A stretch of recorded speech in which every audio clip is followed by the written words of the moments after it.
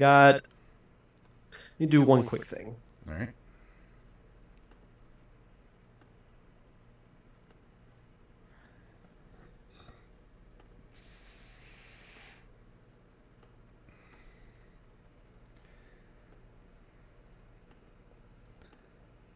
Make sure that the stream is good.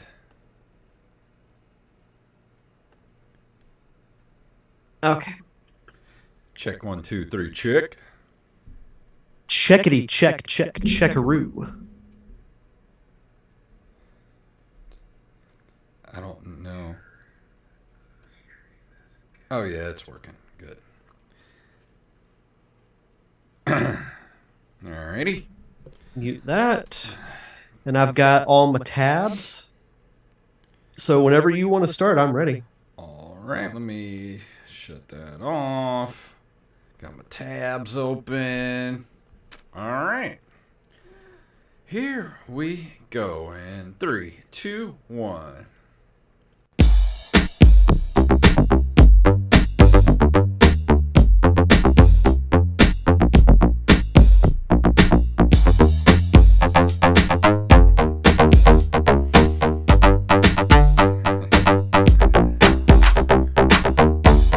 Greetings, programs, and we're back for another episode of the Nerd Cave Retro Show. My name is Jason Robbins.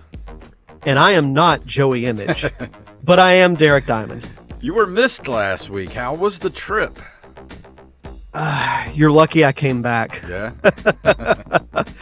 No, the trip was amazing, but I mean, the main point of it was, to go out to the Chinese theater to see the feature. Mm-hmm. And that was really cool because there was actually a pretty decent crowd watching that block of movies. That's cool. So there was a pretty decent crowd to watch the movie. They laughed when I hoped they would. So I'm like, we must have done something right. Awesome. So how was the rest of the trip? I know we talked about it on the show last week where you sent us a picture of the Dole Whip. One does not go to Disney without getting a Dole Whip. That was one of the first. So we went to Disneyland one of the days, and not only did they have the regular pineapple Dole Whip, but Samantha got a strawberry Dole Whip float, which was, I'm not gonna lie, That sounds amazing. it's right up there with the pineapple. like 1A and 1B. Wow. I wonder. It was so good. Because you can't find Dole Whips anywhere in the world other than Disney World. I wonder if you were to go to actually find a McDonald's with a working ice cream machine and just get some pineapple juice, mix them together, would you get a Dole Whip out of that? Would that work?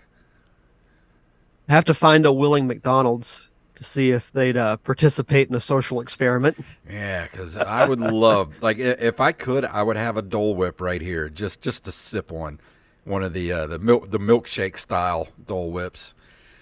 A Dole Whip every Monday for the podcast. Oh, so good. Man. We would just change our name. We would change our name to the Nerd Cave Dole Whip. That's what we would call it. We would change our name. I'd be okay with that. Just slap. Don't change the logo. Just slap on the Dole Whip logo over retro in a really poorly photoshopped way. But how was Disney Disneyland, to be precise? It was really cool. I will say there are some things about Disneyland that I like better. One, there's shade, and two, there's actually quite a few places to sit. Yeah. They have Avengers Campus, which was amazing. Let's see, what else did they have that... Galaxy's Edge was exactly the same as the one in Orlando, which I was a little disappointed by, but still, went through it and everything. They had a little New Orleans square modeled after Princess and the Frog, Mm-hmm. which Disney World doesn't have. So that was cool. We didn't do a ton of rides. It was mostly just kind of seeing what was around and enjoying the food, of course. Was it true to New Orleans, or was it sort of a Disney-fied New Orleans? It No was bums peeing in the gutter or anything like that, or no. I'm like this. That's what's missing from the New Orleans experience. It's just no get someone, carjackings or not a bunch of drunks around. yeah. But it was an amazing trip, and then we got to tour the Warner Brothers studio. Went to a showing of America's Got Talent on Oh, Tuesday, nice. and then went to the festival on Wednesday. So, and then we got back late Thursday. So, Awesome. yeah, Yeah, it was nice having Joey here last week. So huge thank you to Joey for filling yeah, in absolutely. for Derek Yeah, last great week. great episode too. I listened to it a couple of days ago. So, no, it was really good. But before we move on to anything, I wanted to let everybody know we do need to get in a top 5 for this month. So if you have an idea for a top 5, not next week but the week after, please send us all your ideas. We need them. So I'll have to look back through the Discord and see if there's any ideas in there from people that we may have missed. But if you have one, just either email it to us or get a hold of us on Twitter or Instagram or Facebook, wherever, and just say, hey, you've never done this top 5, and we might do it because we've done a lot of top 5s. We need some ideas. So if it's going to be 2 weeks from now, that's in October, so we Oh. could do some kind of horror themed top Yeah, 5. I didn't know that the next Monday was in October, so we didn't do one for the entirety of September, but that's okay. Yeah. But October, I actually plan on I'm going to review and I'm going to stream Nightmare on Elm Street for the NES. I can't believe I've Oh, cool. never covered that game before because it does have the LJN warning sticker on it. So we'll see what it's about. Yeah, I still have to decide what I'm going to review for October. I've got a couple of ideas for games I'm going to review later on in the year, but I'll have to look through what I've got and then go from there. All right. Well, like I said, go give us your top 5 ideas. Yeah. And so we got some news to get to this evening. You ready to jump into the news? Let's do it.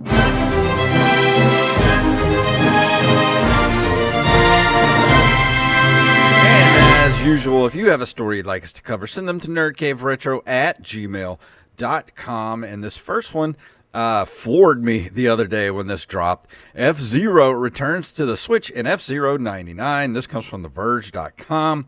Let's see. F-Zero 99, like Super Mario Bros. 35, Pac-Man 99, and Tetris 99. Before it is a battle royale game in which you and up to 98 other players race to be the last Captain Falcon standing.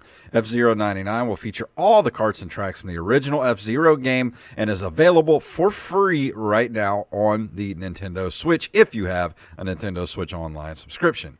So have you gotten a chance to play it at all since it's dropped? I have not, but I'll be honest, this sounds like a brilliant idea.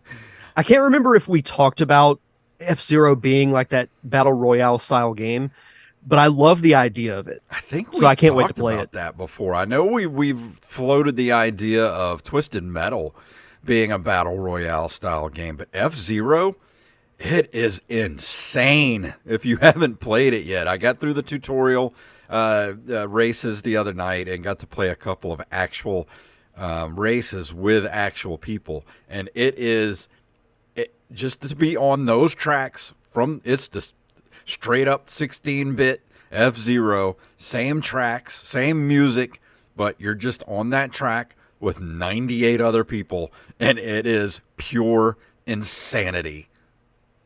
I can't wait.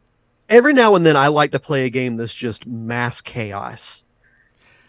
So this sounds like it's going to scratch that itch. And it's got if you some will. really cool power-ups, too, thrown in there. So I can't wait for you to play it. I'm ready to hear your thoughts on it. Yeah, I'll definitely play it before the next show. So it's a really cool idea, and I'm glad they did it. Mm-hmm. This next story is from NintendoLife.com. This blockbuster VHS Switch game case will give you a lovely dose of nostalgia. A blockbuster Switch game case wasn't on our 2023 bingo card, nor mine, But retro fighters thought the world needed one anyway, and now that we've seen it, we couldn't agree more. The family-based video game accessory developer teased this brand new Switch game case, which is officially licensed by the video rental store last week on YouTube. But today you can check out the case on the Retro Fighters website. So if you don't know what it looks like, because there's probably some of our audience that does not, it's a white cover that has the Blockbuster logo, which is like a blue movie ticket with the corner scratched off, and it looks like a VHS case. And I think this is really cool. It's only $20. I think I'm gonna have to get one. I It's think we so have to cool. Yeah, it says. I mean, if you've ever been to Blockbuster, you know what it looks like. It's the clamshell case. It says on the side, movie rental VHS cassette. You open it up, and there's a VHS cassette that goes with it that opens up, and that's where you put all your games on the inside. Like I have to have this. I mean, $20. It's going to come out the 15th of November. That's just under 2 months from now. I think we have to do it. This is a Christmas present to myself. Is what this Yeah, is. $20. I'm right there with you. You can't beat that. $20 for this. And from the next story is from bloodydisgusting.com. And I Am the Rampage sent this to me in the email today, but I already had it in the docket. So, I'll give him credit, though. This comes from I Am the Rampage from bloodydisgusting.com. Konami returns to Contra series with Contra Operation Galuga for the Switch in 2024. Konami is trying once again with the Contra series and a reimagining of the one that started it all. Operation Galuga was revealed during the Nintendo Direct and is set to arrive on the Nintendo Switch in early 2024. Pre-orders are available now via the Nintendo eShop. Developed by WayForward, is described as a thorough reimagining of the 1987 classic. Will feature modern graphics and sound, new stages, new enemies and bosses, new play mechanics, updated weapon system, and 2-player co-op action and story mode, and 4-player co-op and arcade mode.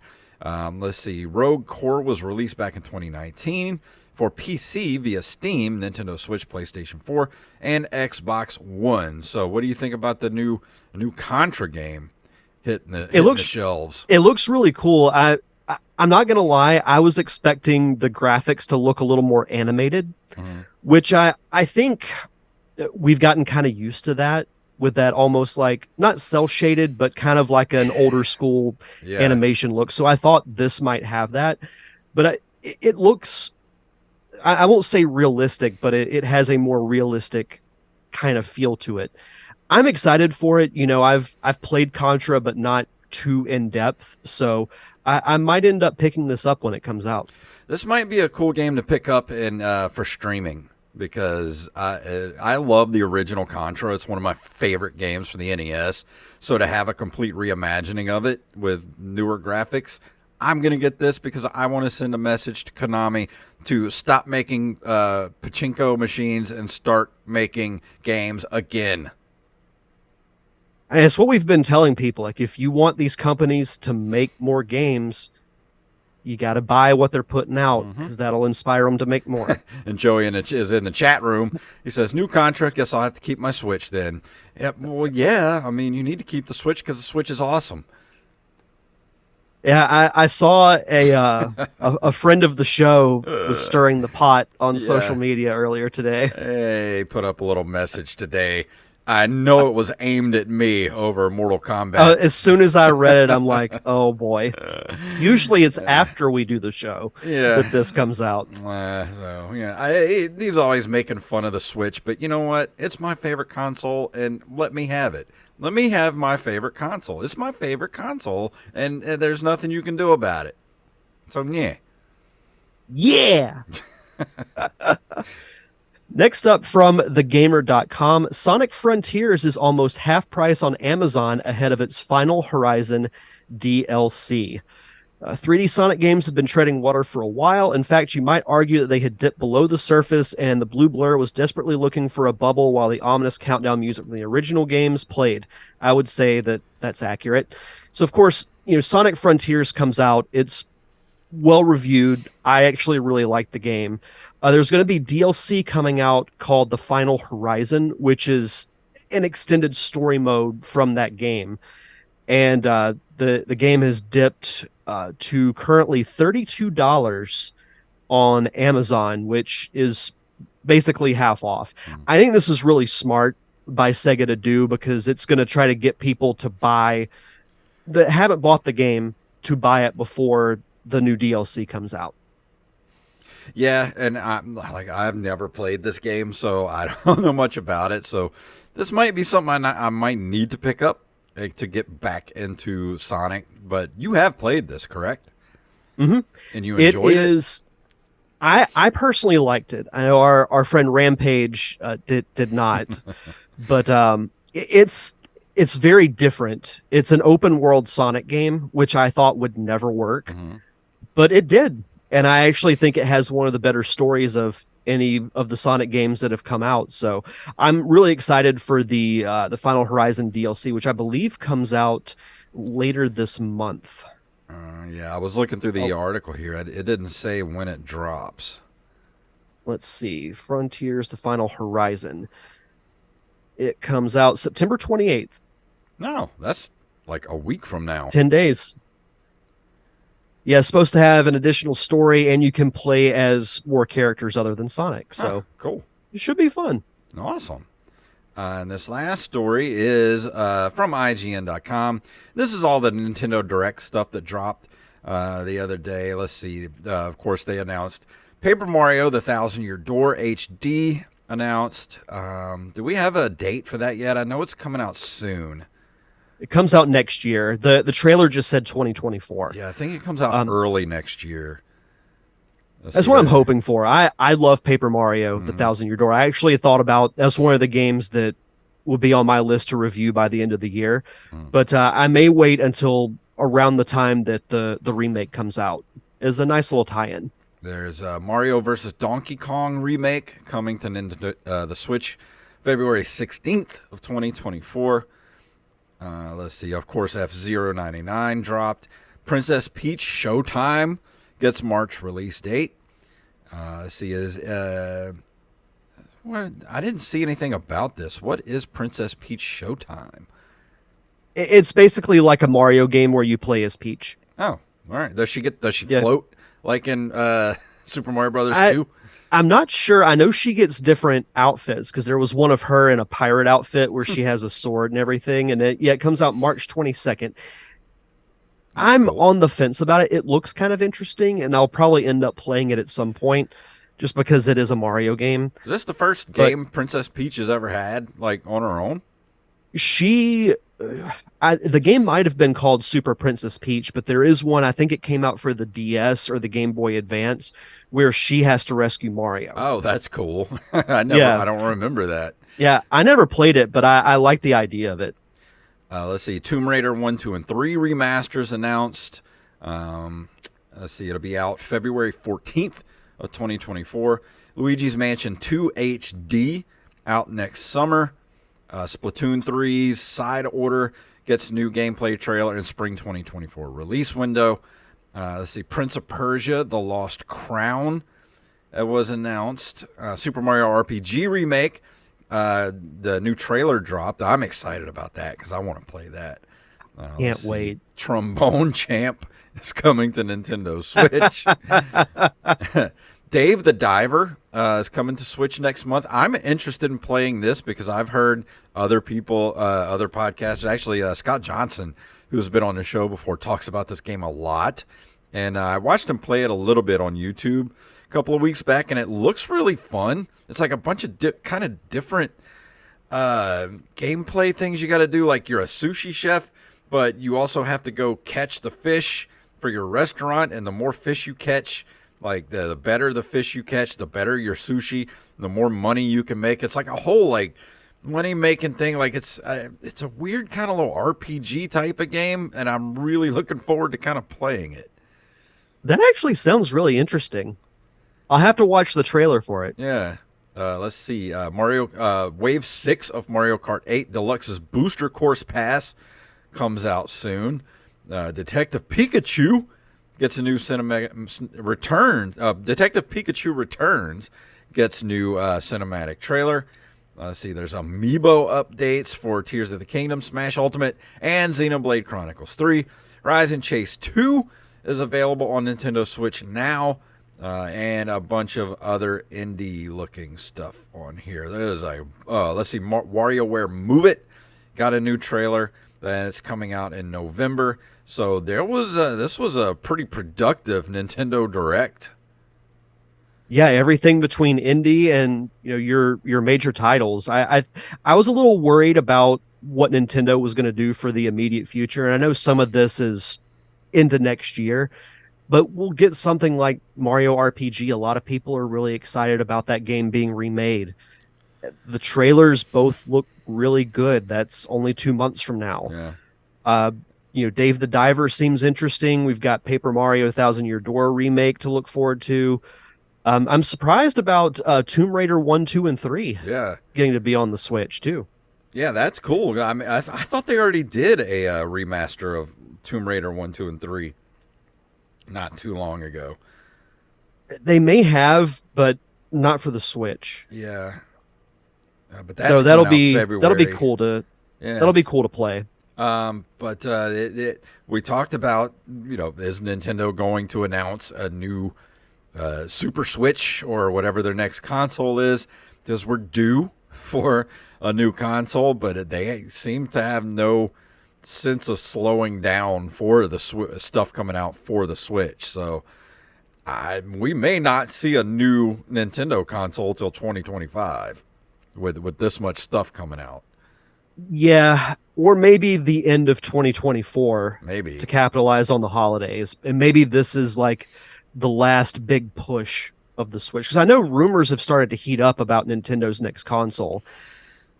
My thing with Nintendo is they play things so close to the vest that we're not going to know until they're ready for us to know. But usually by now we would have gotten some sort of leak or something. Maybe we'll get something early 2024. We'll get an announcement, or maybe around the holidays this year. I mean, not that I'm itching to buy it, have to buy a new console, but we know it's coming. It's just when.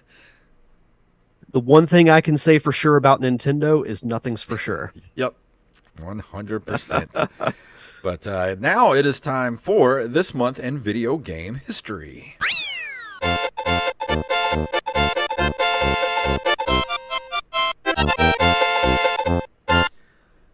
On September 20th of 1984, Elite, an influential wireframe 3D space trading game offering a then unique open-ended design, is published by Acorn Soft. I do not remember Elite. My first thought whenever I found this, I was like, this better be a good game if it's going to be called Elite. Yeah. Because you're kind of setting yourself up for some high expectations. I mean, it looks like your typical like shooter type game or simulation game from around that time. Yeah, it sort of looks almost like Star Wars, the arcade game. Yep. So that's the first thing that popped in my head as soon as I saw this. September 5th of 1988, Hudson Soft releases Adventure Island for the NES in North America, a game you very recently reviewed. Yes, love that game. For some reason, I keep wanting to go back and play it. That's when you know you've reviewed a good game. Yeah. When you want to keep going back and playing it. It's just it's so long. It's like, oh my God, I'm never going to finish that game ever. Speaking of long games, wait till you get to my review tonight. Oh, yeah. September of 1991, Namco releases Starblade for arcades, featuring one of the earliest instances of real-time 3D graphics in video games. Do I remember Starblade? I do not, but I remember us talking about the actual... not console. What was it? The cabinet itself. Yeah. A couple of years ago. It very much reminds me. It looks like a TIE fighter. It does a little bit. It has it's a very one of the cooler Star cabinets. Wars quality to it. And I like when games like this, they go all out with the cabinet, because it's a way to get people to put quarters in the machine, because it's not a traditional looking cabinet. You're like, oh, this Hmm. actually looks kind of like a spaceship. Yeah. I want to sit in it. Oh, it's a game? Sure, I'll put in 25 cents. The screenshots look pretty cool. I wonder why this never got released on like a home console. Oh wait, it did. Let's see. It was released for the 3DO and What? Sega Oh, the CD PlayStation. and PlayStation. This might have to be a review. Yeah. And a mobile device if you prefer that. A mobile device. Which one? Yeah, it says mobile phone next to PlayStation. Oh, which mobile phone does it say? It like it does not. I'm a, curious about this a now. Nokia. The old Nextel flip phone. Yeah. September 29th of 1996, Nintendo releases Pilot Wing 64 for the Nintendo 64, one of two launch games for the console. That would be a great trivia question. What was the other game that launched for the N64 not named Super Mario 64? You know, for as much as they pushed Pilot Wings, especially when the Super Nintendo launched, I don't know if you remember that. You know, you were what, like 5 when the Super Nintendo released, but man, like the lead up to the Super Nintendo releasing, like Pilot Wings was everywhere. Like that was like, holy crap! Look at, you know, they would always show like the Mode 7, you know, stuff that the Super Nintendo could do, but I've never played any of the Pilot Wings games ever. And I've never really had a desire to, Me honestly. neither. What I remember about this game specifically, I mentioned long time ago on the show that I would get these VHS tapes in the mail from Nintendo Power. I got one for Donkey Kong Country. They had one for the N64 launch, and it had highlights from Mario 64, this game, and I think Wave Racer for the 64 as well. And that's when I see Pilot Wing 64, I can still remember watching the highlights on that VHS tape, but I'm like, I'll just play Mario. Yeah, Wave Racer was a great game though. No, Wave Racer is a fun game, but like at that time, it was all about Mario 64. Oh yeah. Let's see. Last one, September 12th, 2003. Rare and THQ released Banjo-Kazooie Grunty's Revenge for the Game Boy Advance in North America. Yeah, this is a game that I plan on reviewing by the end of the year. I was It's going to crazy ask that it's if you were going to review this because I don't remember this at all. no one ever really talks about this game, but it's a sequel to Banjo-Kazooie and Banjo-Tooie. Yeah, it's a little different because it's on a handheld, but it's not such a huge departure like Nuts and Bolts was for the 360. Yeah. I can't believe this game is 20 years old. I remember playing it when it came out, but it didn't stick with me like the other two did. So I'm going to be curious. I'm going to look for a copy because I still have my Game Boy Advance SP.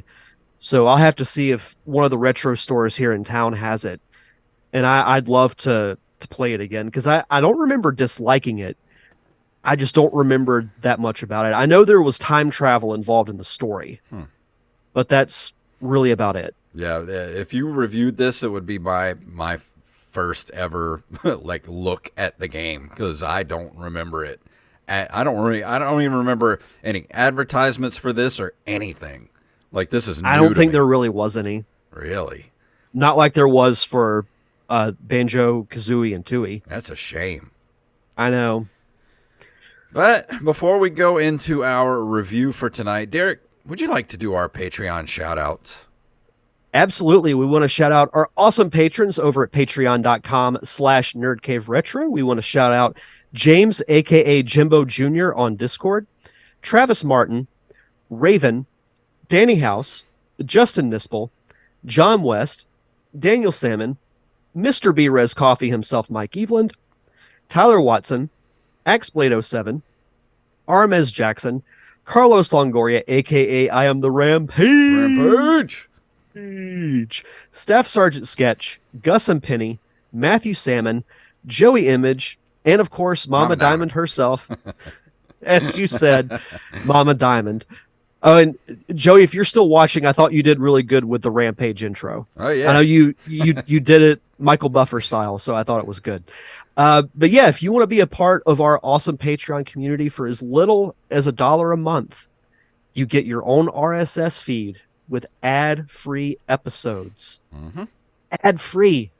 You know how you listen to shows and you've got, you got to have the ads to help pay the bills and everything. But if you want to just send over just a simple $1, you get ad-free editions of the podcast. You also get early access to our monthly commentary tracks like Batman the Animated Series, X-Men, live action movies like Batman 89, Christmas Vacation. We've also done Transformers the movie. The list is near endless, and I know we're coming up on the end of September, so we got to figure out what we're going to do for our next commentary. We haven't even talked about what we're going to do. No, we haven't. Figure that out. This month has gotten away from me. I know, it's crazy. Like it feels like every time I look at the calendar, I think it's like September 2nd, but it's like, oh my God, what is today? It's the 18th. Great. Yeah. Yeah, this month has totally gotten away from me, but we'll figure it out. But yeah, if you want to be a part of our awesome Patreon community, head over to patreon.com/nerdcaveretro. And for new patrons, be sure to send us your social media info, whether it's Twitter, Facebook, or Instagram, so we can give you a proper shout out. And tonight, Derek is going to be talking about...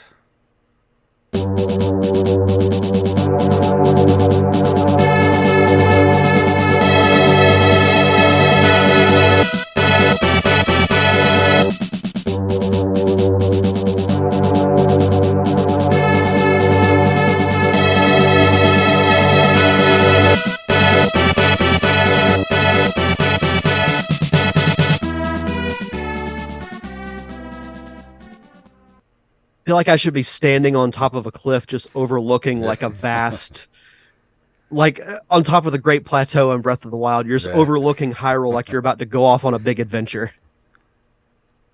100%. I actually, I was not impressed with the music when I went to go look for a track. Like it just doesn't sound smooth like most Super Nintendo music does. Oh, we'll get to that. Okay. In a little bit. I figured. Okay, so this week I'm going to be talking about Soul Blazer, which is an action role-playing video game developed by Quintet and published by Enix for the Super Nintendo Entertainment System. It was released in Japan in 1992 and North America, but not released in Europe until 1994. So this is a game that has been on my list for quite a while because its spiritual sequel, Illusion of Gaia, is one of my favorite games for the Super Nintendo. One of the first games I reviewed for this podcast. Mm-hmm. And I had no idea back then that it was part of like a loose trilogy between that game, Soul Blazer, and its sequel, Terranigma. It's unofficially called the Heaven and Earth trilogy, because I think Terranigma translates to Of Heaven and Earth in Japan. But the games don't really have much connection other than like some very subtle type of things. And I picked up on that immediately when I played this game, because when you're like having a conversation with a character or you have dialogue pop up on the screen, it's the exact same text that was used in Illusion of Gaia. The same noise comes over your screen whenever the text is, kind of appearing in the little text box. So they just basically copy and pasted a lot of stuff. Basically. And you also collect these things called gems, which you also collect in Illusion of Gaia. It's just the color is different, but whenever you pick them up, it makes the exact same sound effect. When you kill an enemy, they explode like they do in Illusion of Gaia. Exact same sound effect. Wow. And I'm like, should I think less of Illusion of Gaia, or should I think less of this game? Because even though Illusion of Gaia is technically a sequel, I'm playing this one second. So it kind of messed with me a little bit. Is part 2 of the trilogy? Correct. The trilogy that has really no connection other than some very subtle things. So The one connection is if you have the Wikipedia page pulled up, Hmm. you'll see under the gameplay there's the hero fighting the first boss character from the game. Yeah. So that boss is a hidden boss in Illusion of Gaia. If you collect all 50 of these like red orbs, you get to play a bonus level, and then at the end you fight that boss. And it Okay. mentions the character in this game. In you can name the character in Soul Blazer whatever you want, but in Illusion of Gaia he's called Blazer. Hmm. So that's really the only type of connection other than borrowing some sound effects and environments and things like that. But as far as the story of this game, I think it's interesting, but I felt like it was kind of shallow in the sense that you play as it's not really referenced if you're like an angel or a deity that you're sent to Earth by the master, aka God, is Hmm. how I took it as. Because the world has been corrupted by this evil entity called Death Toll that has been like unleashed on the world.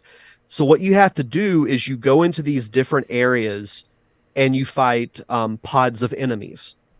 And whenever you defeat that specific pod and you destroy it, it revives a part of whatever town you're in at the time.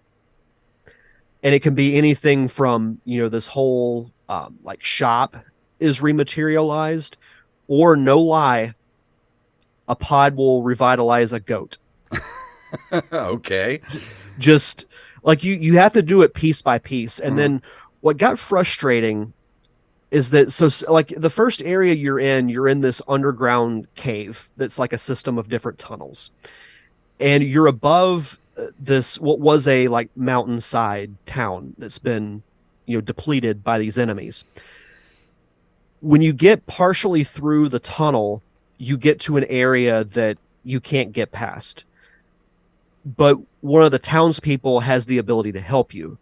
So then you have to travel out of the cave, go back to the town, talk to the person, and then you have to do a couple of different objectives to be able to like get a piece of machinery working.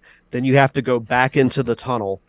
And then you eventually, you fight your boss, and whenever you fight the boss and defeat them of that area, it revives their like mayor or leader or whatever the case may be, and they kind of give you instructions on where to go next. Hmm. And then you repeat the process throughout the whole game. So like it's not bad. Like the gameplay is fun. It's simple enough. It plays almost exactly like Illusion of Gaia. It's kind of a hack and slash type of deal. And you get upgraded weapons throughout the game too. You also can use magic. At the beginning of the game, you encounter the spirit of like an ancient wizard, and they fly around you almost like Navi in Ocarina of Time. Yeah. And he can use different spells that you can get, upgrades to throughout the game. So that part was interesting. It just it didn't hit me like I hoped it would. Hmm. Like I love these type of games. Other than platformers, they're my favorite types of games to play for the Super Nintendo. Those RPGs that have Yeah. good stories, that have solid gameplay. And I felt like this sort of had that, but it was like a rough draft Yeah. almost. So it's So more of like an action RPG than like a full on RPG.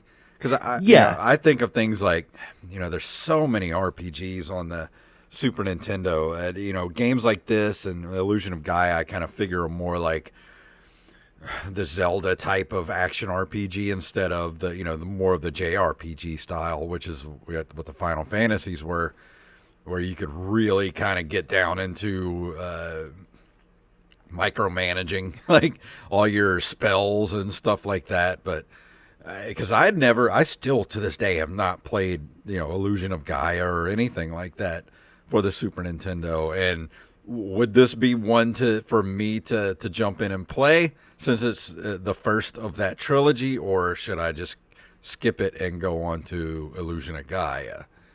I would just go to Illusion of Gaia because even though the games are made by the same company, they don't really connect Yeah. story wise.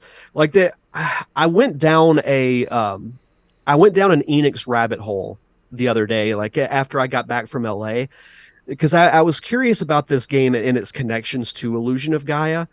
And then I was reading about all these different fan theories and whatnot that, the character Will, who is the protagonist in Illusion of Gaia, people are saying, oh, well, he's the reincarnation of the hero in Soul Blazer. But there's really no like valid proof of that.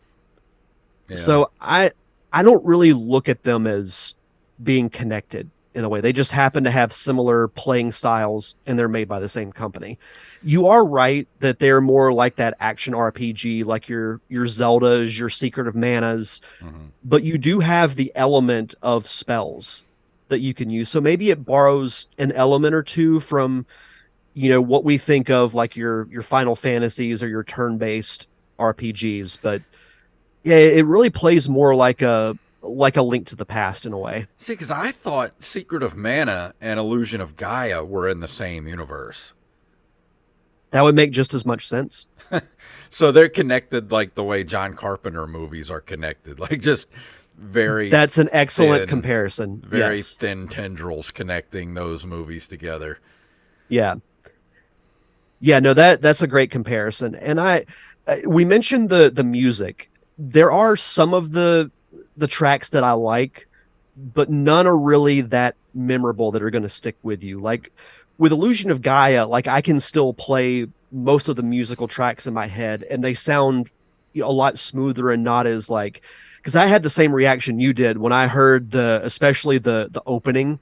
I'm like, it sounds cool, but It's very it jarring. just needs to be polished. Yeah. Like it's not very pleasing to the ears.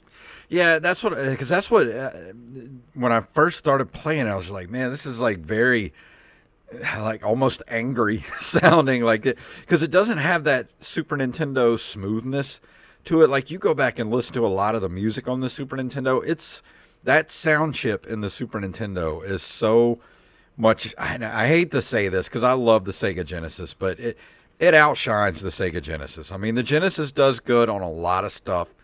It's sometimes some of the music is better on the Sega Genesis, but 9 times out of 10, the Super Nintendo beats the Sega Genesis when it comes to music. Like I associate more harsh music like that with the Sega Genesis than I do with the Super Nintendo. Yeah, and I don't disagree with that. And there's a reason that that style of music is still used today. Yeah. Because it holds up. Like I think those tracks, especially from like Super Mario World and Link to the Past, those soundtracks still hold up to this day. Yeah. And but unfortunately, this is not one of them. And I don't want to, I feel like I've been saying more bad than good about the game, and I don't dislike it. Like I enjoyed playing it. I just don't like the constant backtracking when you don't really have shortcuts to take. Like you've got to, it's too much of a chore. There's no fast to travel. move through it. No fast travel. And I just, it felt like more of a chore to accomplish the tasks than having fun. And the story didn't suck me in because like with Illusion of Gaia, it actually has a pretty deep storyline and it's got, impending doom. It's got romance. It's got drama.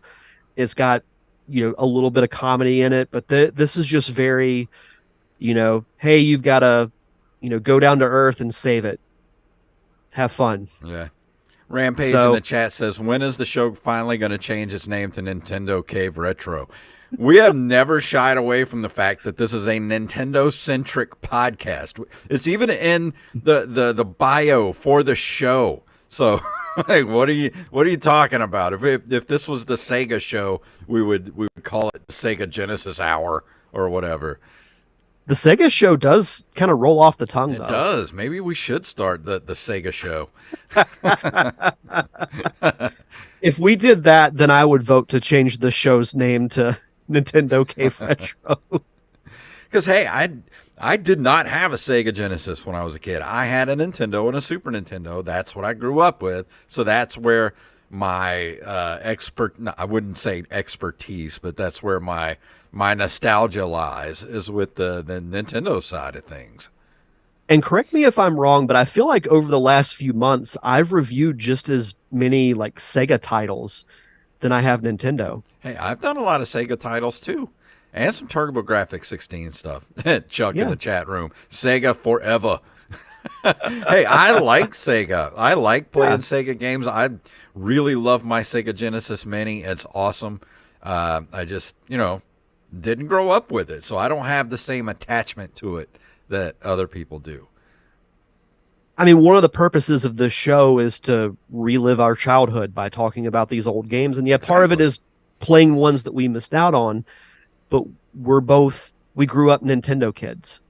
Yeah, So and that's going to be more of our focus. especially when it comes to games like this. Like, I remember seeing this box in the stores all the time, like, Kmart when I was a kid. But it was just one of those games that, like, I just never would pull the trigger on buying or renting. And for no reason that I can really think of. Like, I rented a lot of stuff back then, especially in the Super Nintendo era.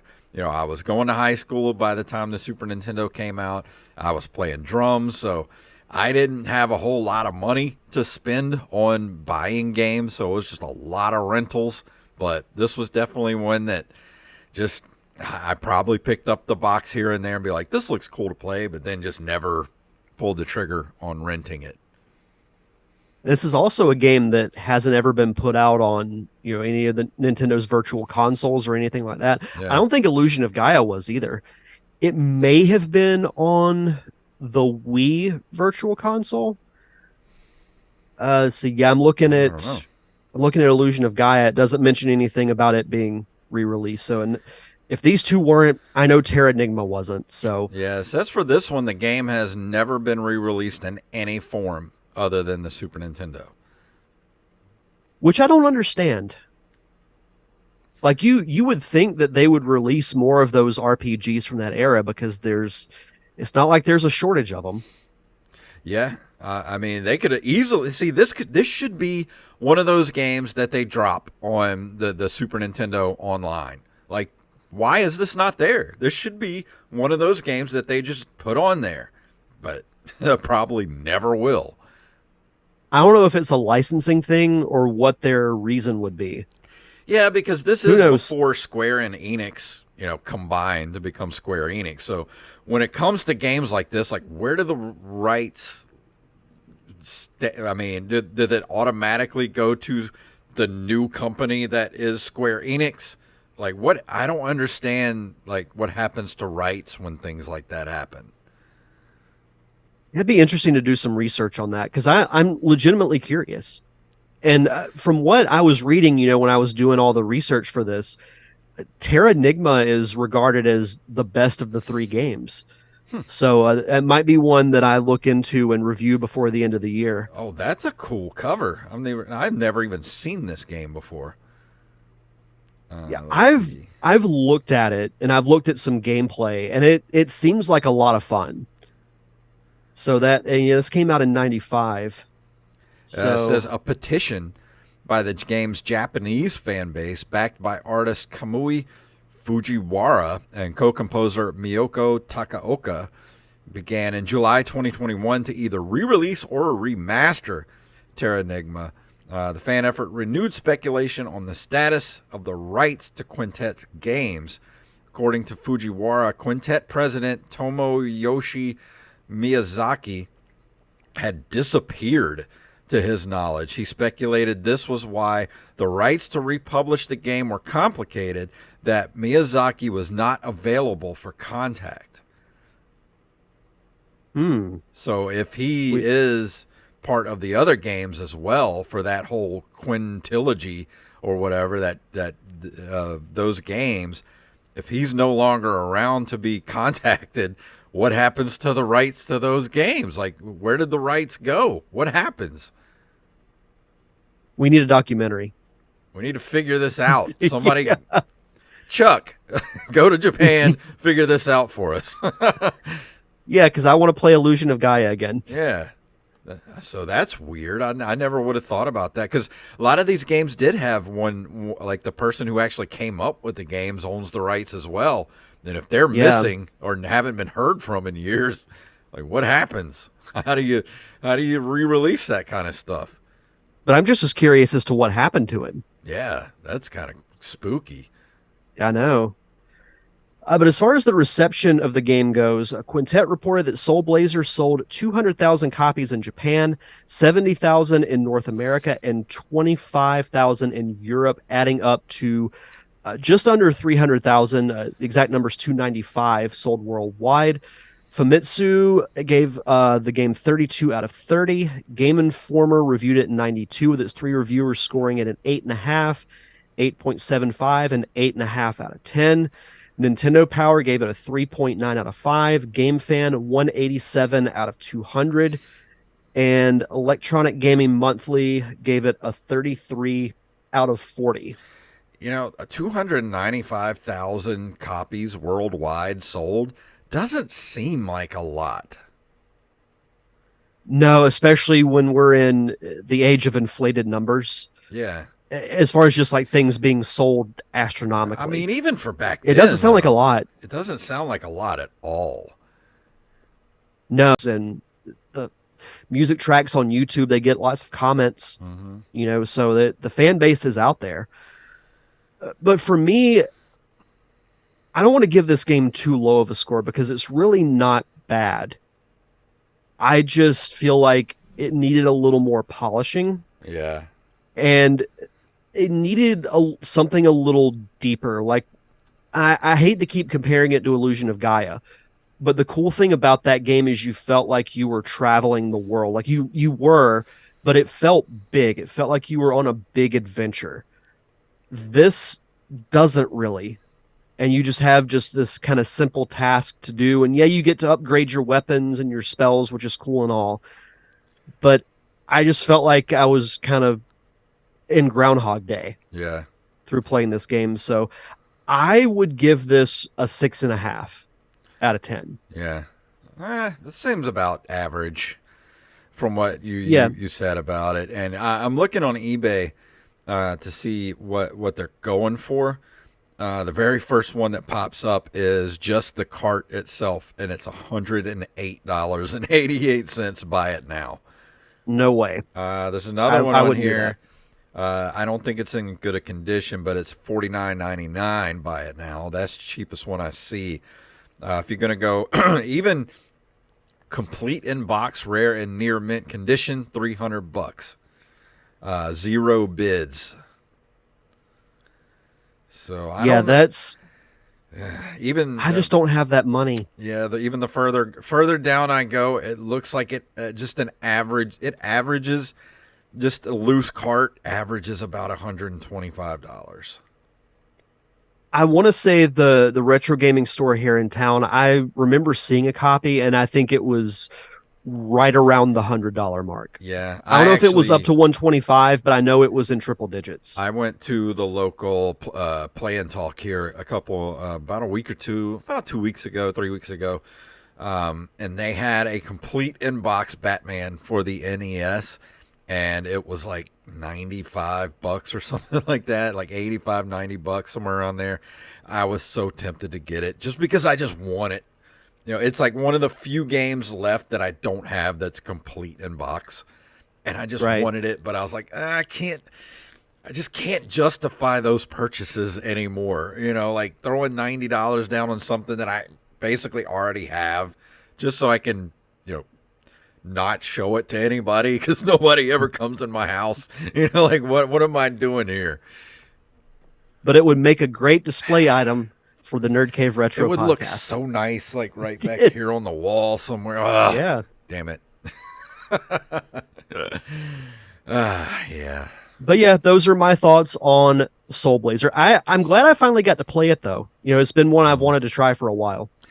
As far as next week, I have no idea what I'm going to be reviewing next week. As I was playing G.I. Joe, and then you were coming in with Soul Blazer, and I'm like, I don't even know what to do. So this week, I'll figure out what I'm going to be reviewing for next week. It'll be a surprise for everybody. Okay. I do like surprises. But that brings us to the end of the episode. Derek, please tell everybody what happened on the Derek Diamond Experience. It just dropped today. So, us being podcasters and you hosting an interview based podcast, we all have that mental list of dream guests that we want to have on our shows. And I got to cross one of those names off the list. I got to chat with Kevin Eastman, who was one of the creators of the Teenage Mutant Ninja Turtles, dating like literally one of the two people who created that property. So I was trying so hard not to just geek out Rampage when that said happened. it in the chat room. Great interview, Derek. Yes, you Oh, did a thank you. really good job with that. Even though you only had 10 minutes, that was a fantastic interview. 10 minutes with Kevin Eastman is better than 0 minutes Yes. with Kevin Eastman. And but yeah, you guys know how much we love Ninja Turtles. I mean, we've covered it multiple times on this show, on my show. If you're a fan of Ninja Turtles, I would highly recommend checking it out. He was a delight to talk to, and it was one of those interviews that, like, as soon as it was over, like my body was just like, I just like felt this, feeling of satisfaction. Yeah. So go check that out. It's at linktree.com/DDiamond podcast if you want to subscribe to the audio feed, to the YouTube channel, or to social media. And last week on Open Micers, we had legendary comedian Steve Byrne on the show. And if you don't know who Steve Byrne is, yes, you do. He's been on everything. He's got like a ton of specials out. He's been on the Tonight Show like a dozen times. He's been everywhere. And he was on the show, and it's funny because Jacob was like a scared little puppy trying to talk to Steve Byrne. I felt like like I had to keep kicking him to talk to Steve. Like, dude, you got to talk. Like, do an interview here. But it was a great episode. I put some really funny clips up on TikTok and YouTube if you haven't seen those. Did you get a chance to listen to it, Derek? I did. Yeah. I think it's one of the best shows that you guys have done, because I put like your interviews and your hostful episodes in like two different categories. Yeah. I think this is one of the best interviews that you guys did. Oh, it was fantastic. And yeah, then, it was really fun to listen to. It was the way I feel like this episode was in two parts. The first part was just kind of like just getting to know Steve and ask him about like his his origins, basically, because he's got a really good movie out called The Opening Act, which if you haven't seen it, you can go rent it on YouTube, wherever. It's like $2 to rent. It's an excellent, if you're at all interested in comedy or entertainment industry whatsoever, go check it out. It's a really good movie. And I forgot where I was going with that, but the second half of the interview is when I felt like the ice broke. And then we could get into just talking about the comedy and just being funny. And he talks about how he ripped his pants and how he pooped himself in a hotel room and left his underwear near a Pepsi machine in the hall. It's like you have to go listen to the episode. It was excellent. One of our best episodes of all time at Open Micers on Twitter, Instagram, and openmicers.com. So go please check out that episode. I'm so proud of it. And it's like we can only go downhill from there.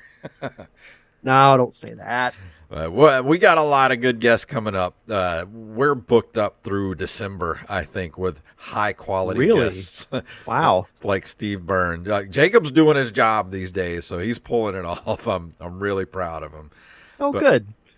Two really good episodes for you to go listen to this week. Go check out that Open Micers episode and go check out Derek's interview with Kevin Eastman. You can't get better than that. Things are popping off here at the Nerd Cave Retro. Our surrounding podcasts that surround the show here. Everything's our podcast off. Trinity. Yeah, our little network we've got going on here. But I think I'm about done here. Anything else you want to drop before we leave this evening? No, I don't think so. Well, let's go ahead and, like I said, don't forget, everybody, go let us know what you want the top 5 list to be, because we need some ideas. Go on to the Discord, and to do that, go to nerdcaveretro.com. That'll take you to our never-ending Discord link that you can click on. That'll take you to everywhere you need to go. It'll take you to our Twitter or X, whatever Elon Musk is calling it these days, Facebook, Instagram, and it takes you to our merch shop, which is ncrmerch.com. Over there, you can pick up t-shirts, hats, stickers, magnets, bags and mugs, I mean. And we've been selling a ton of Blaster Master shirts or Master Blaster shirts over there lately, so go check that out. We've been selling a ton of those lately, and I don't know why, we're just selling them. And if you can, please leave us a review and or a 5-star rating on all podcasting platforms. And Derek, please tell them what it's all about. May the way of the hero lead to the Triforce. Yes.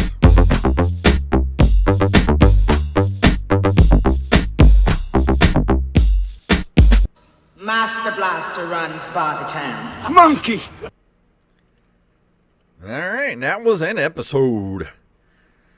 Another one in the books. Dude, I just changed out the batteries and my mouse. Come on. Come on, mouse. All right. I can't do anything until my mouse comes back on. That's frustrating. Damn it. Don't make me have to dig out the wired mouse. Come on, man. What are you waiting on? Mouse sucked up those batteries like a Game Gear. Yeah, I know. Chuck says he's still waiting on a murder podcast. When does that happen? When does that start? Were we going to do a murder podcast? I don't remember that at all. No, I don't either. My girlfriend's the one who's into murders, not me. Like are they wanting us to discuss like actual murders or do like an audio series where we like script a murder mystery? Because that would be kind of cool. Oh, should we do that? We could have Jacob on here because he's all into like the murder mystery stuff, but it is more comedy based. Right. I don't know if I could write a murder mystery. I don't think I have a murder mystery in me. I'm still working on mine. It just doesn't seem as easy as you think it would be. No, because not only do you have to come up with like a clever culprit, but then you have to plant the red herrings. Yeah, and the motives and like all that kind of stuff and the twists and turns. I'm like, I don't think I could do that. That seems like a lot of work. Yeah, Clue. It makes my head hurt. Clue is one of my favorite movies of all time. But it's just so funny to me that movie is a satire of murder mystery, but it's the most recognizable murder mystery movie out there. I wonder if they would ever try to remake that movie. Do you think people would lose their minds if they tried to remake it? I don't know if they would lose their minds, but I don't know if that would be wise to do that. Did we do a commentary track for Clue? Mm-hmm. We did? Mm-hmm. Damn it. I was going to say that should be our commentary for this month. No, we did that last year, I think. Yeah. Because if you were to recast Clue, who would you cast? Like there were so many iconic You got to nail that people. Tim Curry role. Yeah, Tim Curry. Like, who could pull that off these days? I don't know if they would be the top choice, but you know who would actually be really interesting in that role would be Steve Carell. Perfection, dude. I didn't even think about that. He's perfect. He would be perfect for that. He just have to basically be Michael Scott. Yeah, that's what I was going to say. It's basically the same person. I'd have to... That'd be a cool exercise to do. Like, look at all the characters and do, like, a modern casting. Yeah. I miss when Wizard Magazine used to do that, when they would do, like, dream castings for movies. Mm-hmm. We should do something like that here for the show. Just do a Patreon episode one month where we just like take our favorite movies and who we would recast in those movies. Yeah, that's a great idea. I've seen memes every now and then on Facebook where it's like if the Avengers were made in the 90s, it has like Tom Cruise playing Tony Stark, Brad Pitt playing Thor. Funny enough, uh, uh, Patrick Stewart was always picked to play Professor X. As he should be. Like I remember even back in watching the cartoon and then watching Star Trek: The Next Generation or seeing it on TV. I'm like, oh, that guy looks like Charles Xavier. Yeah. But yeah, I was thinking like if we were to like just we could each pick like a handful of movies and just recast them, because I would want to do something like if I could remake They Live, who would I pick to be in that movie? Because most people would say like, oh, John Cena, but I don't know if John Cena could pull off what Roddy Piper did in that movie. No, I don't think so. Or The Rock. Like, I don't know if I would go No. with an actual wrestler. I would have to go with like maybe an unknown actor, or not Chris Pratt. Rampage, like that's not happening.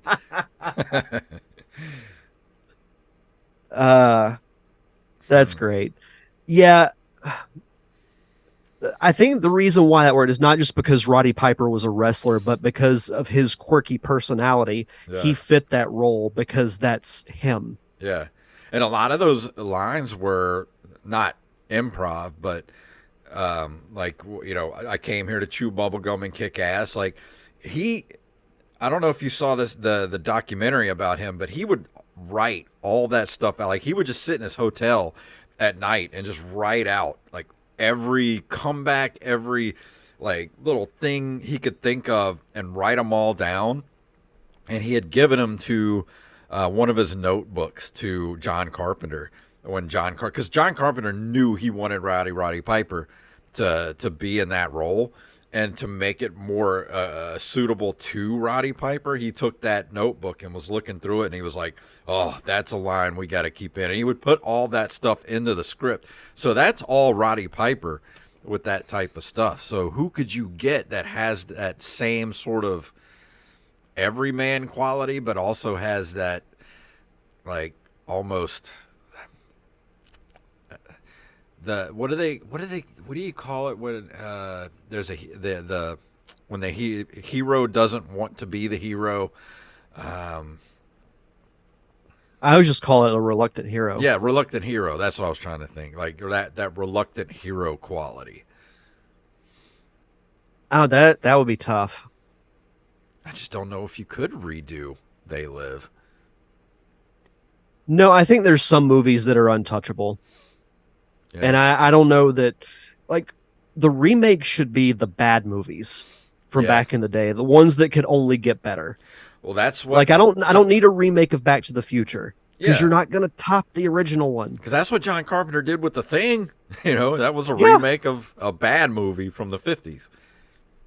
Yeah, and it's arguably his most recognizable movie now, besides Halloween. Let's go through some bad movies of the 80s that we could redo. That would be a fun show to do.